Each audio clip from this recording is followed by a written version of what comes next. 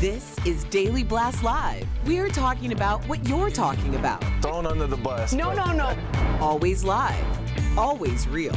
Always unpredictable. I'm not okay with that. It sounded good when I thought. Log on and join our live conversation. Yes, I don't like that. You're 100% right. DBL starts right now.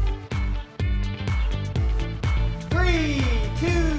Welcome to DBL. It is Thursday, May 9th. We are live, and we're talking about what you're talking about right now. I'm here with Stephanie, Al, Brandon, and I'm Sam. Tori is on assignment. Let's get started.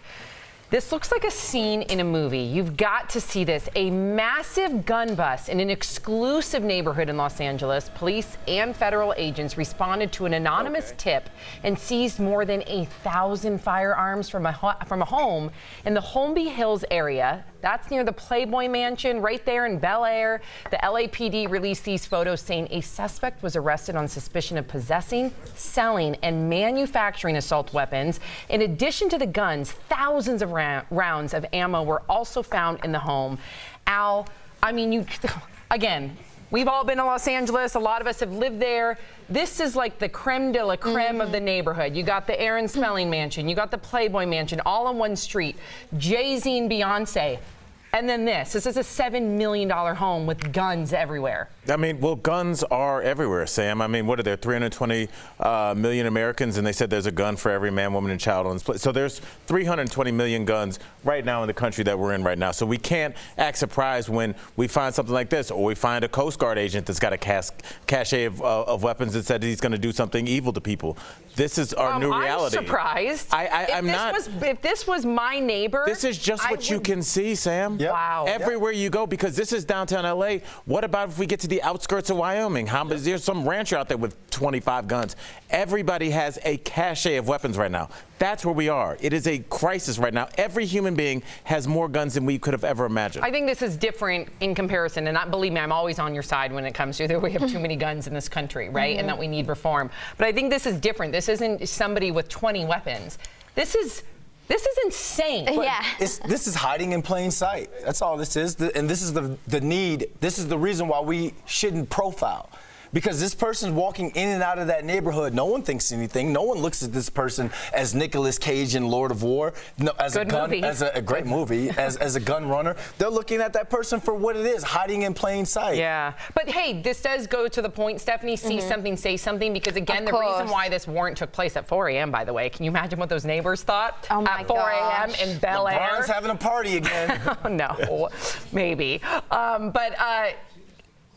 It just underscores the fact that see something, say something is important. I think it's really important. Be really vigilant, be aware. I'm sure in that neighborhood, they had they've got eyes all over that place. That's why it's all like little wiggly roads. And when you go in, you can't find your way out because if anything gets stolen, that's the whole reason, so that you don't know which way to go and how to get out of the neighborhood. It's a very secure place. So it just goes to show, it doesn't matter how rich you are or how poor you are, this is going on all around you. So just be vigilant, be aware, and talk to the police if you ever suspect anything suspicious. Yeah, absolutely. Wow, unbelievable. And unfortunately, speaking of guns, I even hate that I have to have a transition to say that, but a vigil held for the school shooting here in Colorado erupted into a protest last night. Students and parents spontaneously walked out after the conversation became political, chanting mental health. The event was originally described as an interfaith memorial vigil.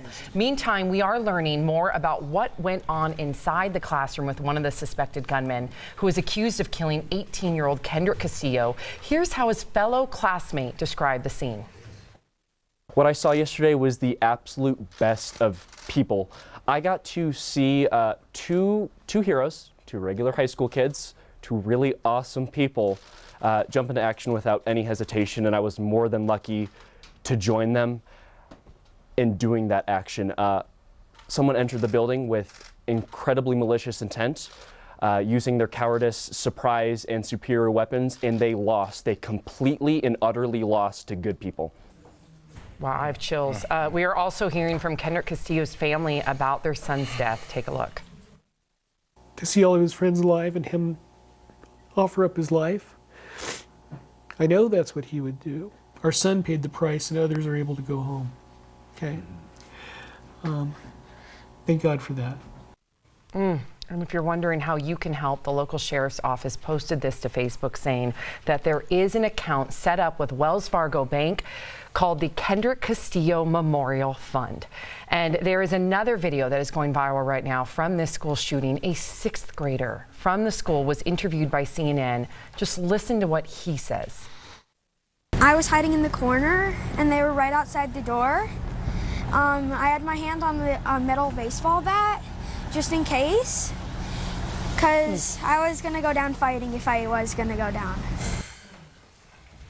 The Castillo kid and a 6th grader has to be the heroes.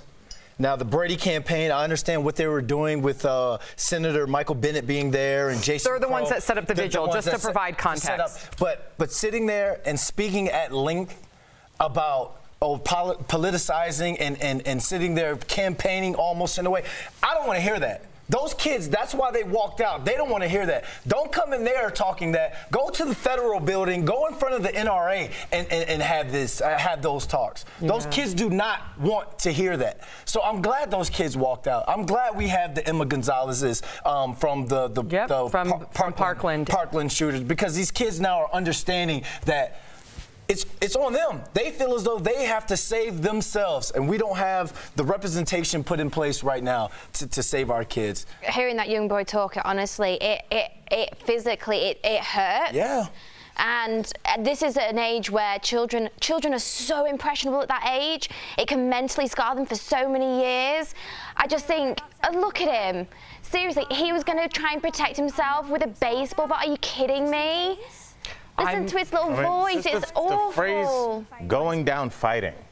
I mean, for a he kid shouldn't that even age know to this. be able to conceptualize something like that is, again, I talked about it yesterday when I talked about stolen innocence, and that's what we've done. That's what my generation has done. That's what all the people that are fighting on social media about guns and electing people that are, you know, from my cold dead hands with the guns.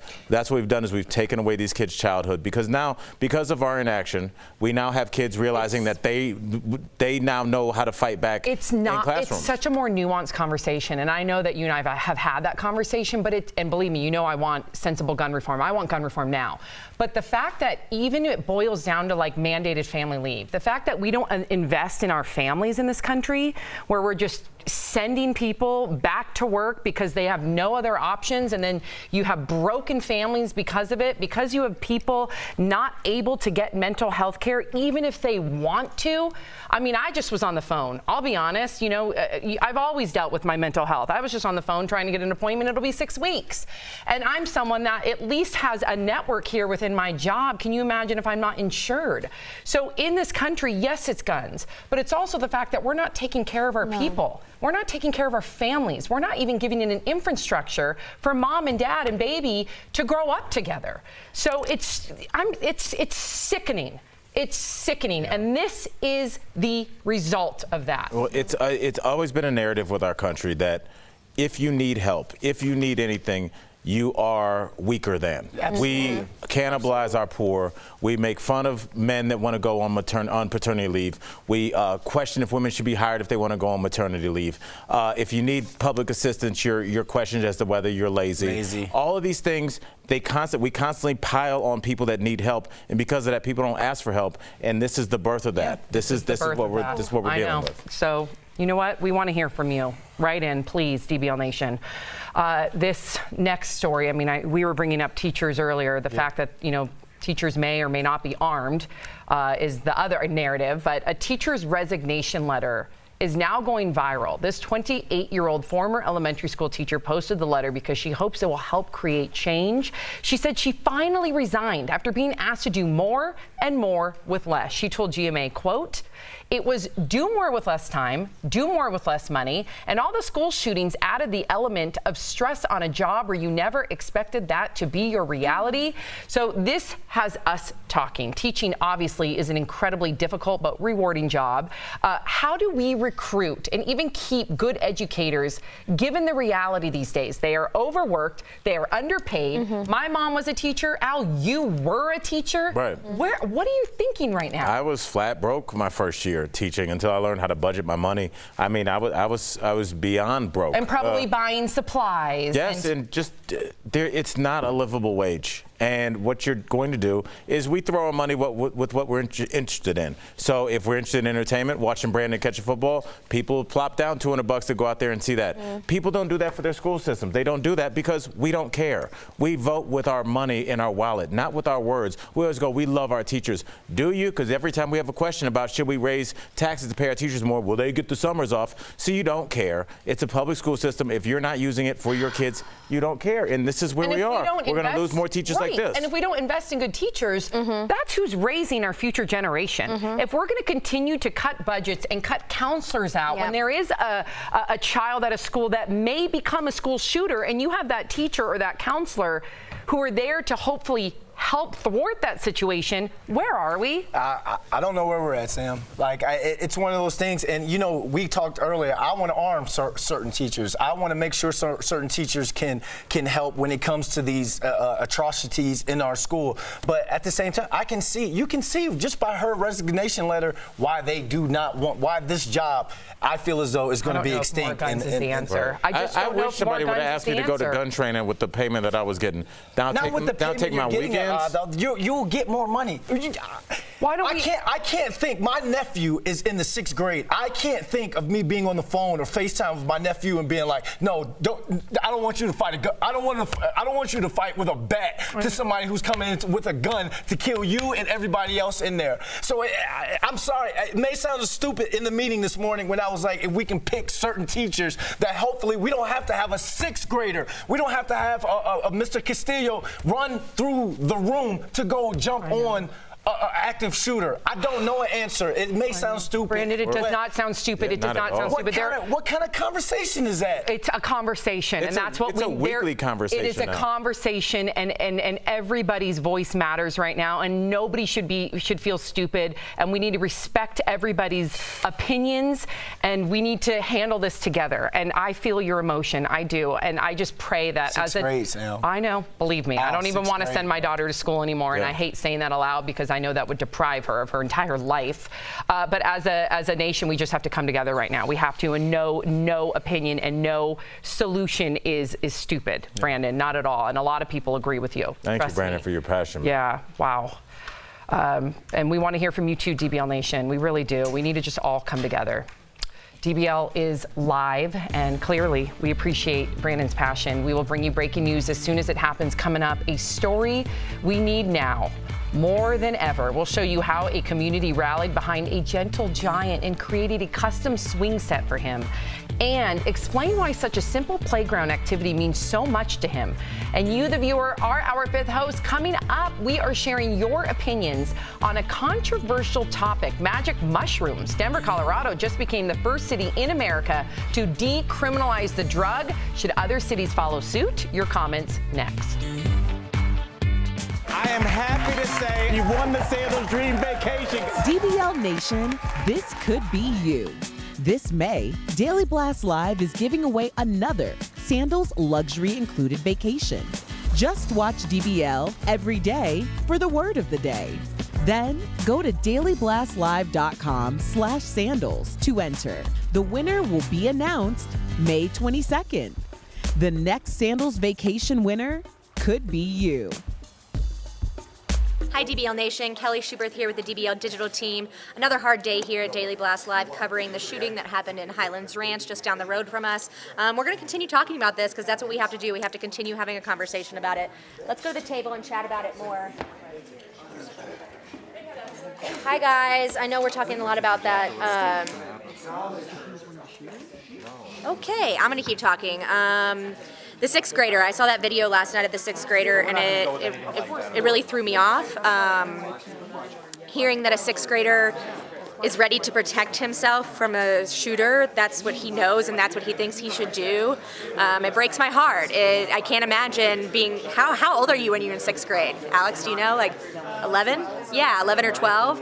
I think about when I was 11 and 12 and this was not even crossing my mind. And the fact that this is so normal for our kids, it makes me sick, it makes me ill. Do you guys want to keep chatting about this?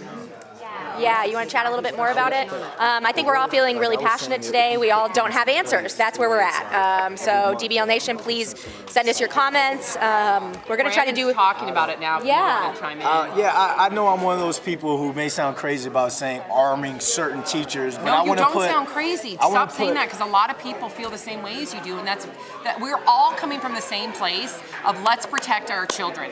I don't agree with arming teachers, but I don't blame anybody for feeling that way. Everybody just wants a solution. We're all on the same side. We just got to all come together. Yeah. So I'll put something like put it in place where they get more money. We don't know who that teacher is. Only the superintendent, the principal, and the police department in that area know who the teachers What about are who are armed. taking the money that it would cost to train teachers, to whatever that may be, to having, because a lot of school counselors have been cut. Mental health counselors have been cut. There are no mental health counselors at a lot of schools, especially ones in elementary school. So what if we had, resources to make sure that every school has a handful of mental health counseling and resources, and to look out for... People don't want to pay for it, Sam. But it's not even, is that When it kid gets going to put up talk? on Is the that local kid budget, going to it talk takes to that him? down. Is that kid going to talk to that guy?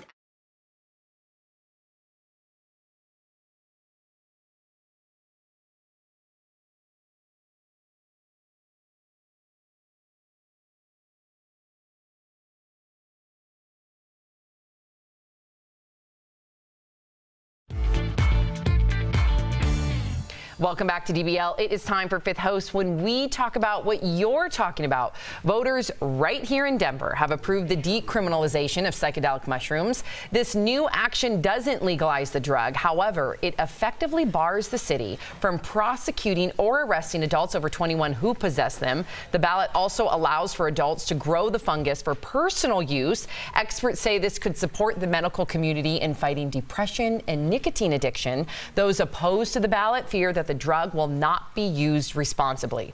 So DBL Nation, what do you guys think? Should magic mushrooms be decriminalized? Brandon, take it away. I'm still thinking about that sixth grade. I know. I could care less about mushrooms, but thank you all for writing in. Joseph from Facebook says, what a joke legalizing mushrooms.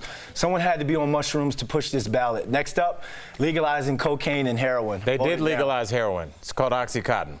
That's a good point. Yeah. That is a great point, just in a different form. Thanks, Al. With a pretty little bottle and Yes. and a prescription label on it. Yes. That's a great point. Patrick from Facebook says, is Colorado and Denver in particular possibly the most actually free place in the country? Oh gosh, well, I've not been here long enough and seen enough of the states, other states, to comment on that, but I think there are definitely more important things that we should be focusing on, for sure. And I found it very interesting that they said it could help with depression. When you take magic mushrooms, it does alter your state of mind, and depending on your mood at that particular moment can really affect how your trip is. A trip can last for 6 to 8 hours, and if you're depressed or feeling anxious, it's only going to really increase those emotions. So I don't think it's right for that reason. All right. Jesse from Facebook says legal weed, legal shrooms. Now maybe you should work on legal housing. Reasonable. Reasonable and legal. Yeah, I mean, I don't really get why we're conflating those two, but okay. I mean, yes, obviously housing is important. I think that with drugs like this, I really think it's more about getting people, lower level drug criminals, out of jail. Yes, and that's what we've done with marijuana. That's what we've done with mushrooms. These are basically harmless people that are taking them. If you want to get high, which people have been doing since the beginning of time, you should do that without being thrown in jail and our tax dollars having to pay for you and having you lose your livelihood. Which ruins families. Yes. Again, we're talking about, do we not see the correlation between our country being the #1 country in terms of breaking up families to lock them up for low-level drug offenses? When you break up a family, you create a child that is distressed, that is suffering from PTSD, that can't talk to mom and dad. Then you have a working mom or a working dad that's absent from that child's life. They all come together. So I am for the decriminalization of that, Don't forget, Sam, as are you. 1 out of every 4 people that's locked up globally is in this country. I'm not surprised by that. Think about the size of this country and the rest of the world. I am not surprised by that. There's 1 billion people in China and India, just those 2 countries. Wow. Well, there you go. Thank you for writing in, you guys. We love hearing what you have to say. Coming up on DBL, we'll show you how a special swing set is making all the difference in a young man's life. Heart Threads is next.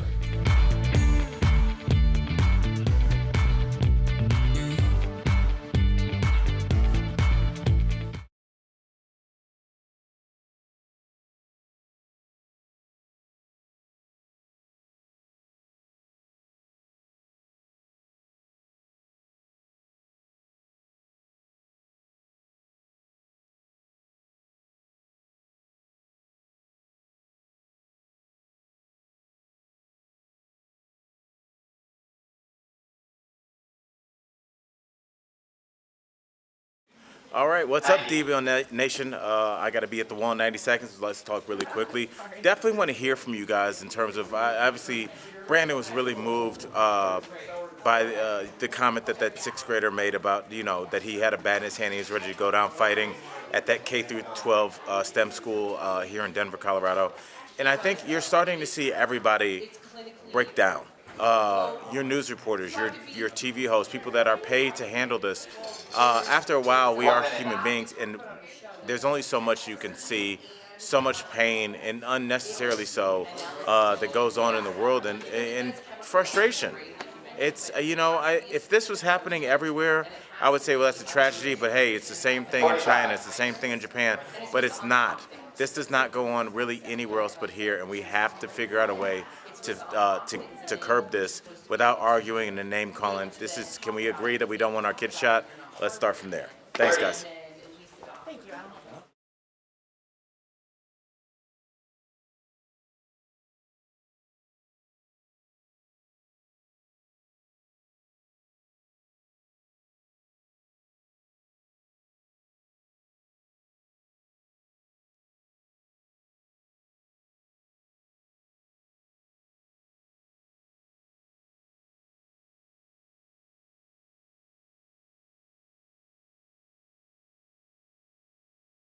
Today's watch and win word is sand. Welcome back to DBL. Now, today's Heart Thrust is about helping others. Our own Erica Cobb shows us a custom-made swing that made all the difference for a young man with autism. This gentle giant got a specially made swing from a kind stranger.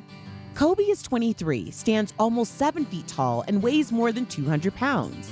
Although he graduated high school, he doesn't have a job because he has autism and is nonverbal.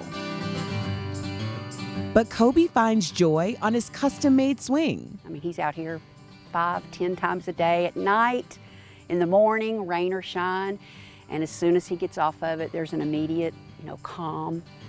Kobe had long outgrown his old swing. He started getting whelps on the sides of his legs, on both sides of his thighs. He would actually be bleeding through his blue jeans. So Kobe's mom reached out to everyone she could for help. She was turned away many times until she came to Alan Ellison. Alan came with an engineer and put together a swing just for Kobe. His size and his love for swinging and how it helps him, mentally and physically, and we just got excited about an opportunity to give back to someone. Just amazing. Restored my faith, let's put it that way. That was beautiful, and we'll be right back. Promotional.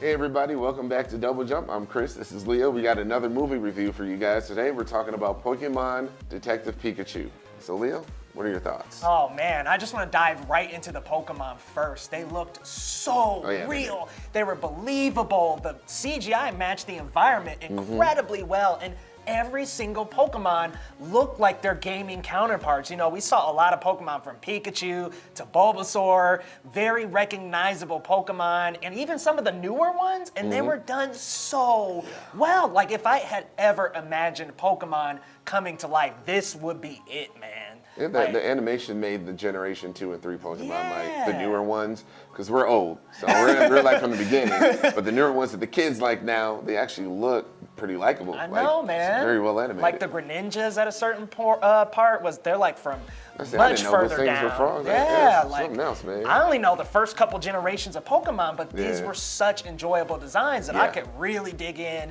and enjoy these, and I really loved the energy between Justice Smith and Ryan Reynolds. Our two main characters are Pikachu and his trainer. Man, they just went back and forth in this comedic, awesome style, and like what you got to see through this story is you got to see that relationship actually evolve. So at the beginning, he doesn't really have a Pokemon partner at all, but then when he finds Pikachu, there's this big evolution between their friendship throughout the movie, and I loved that. I will say, if you're a Ryan Reynolds fan, you will love this movie. It's pretty much Deadpool, Pikachu edition. Yeah. Like, he's really hilarious the whole time. I love Ryan Reynolds, and he shines through in this movie. He's really great, funny, keeps the parents and adults entertained while the kids are watching, for the cutesy animals and stuff. So we're gonna give our recommendations. We recommend see it in theaters, wait for Redbox, or completely pass on this one. So Leah, what's yours? So I'm gonna say if you're a Pokemon diehard, you have to see this in theaters the day it comes out, which is this Friday. But if you're not as hard into the series and you'd like to just check it out a little bit later, wait for Netflix. I would highly recommend this for parents and grandparents who have kids that are fans of Pokemon. Like, everybody's gonna enjoy it. There's something for everybody in this one. So please go see it in theaters. It's a good one.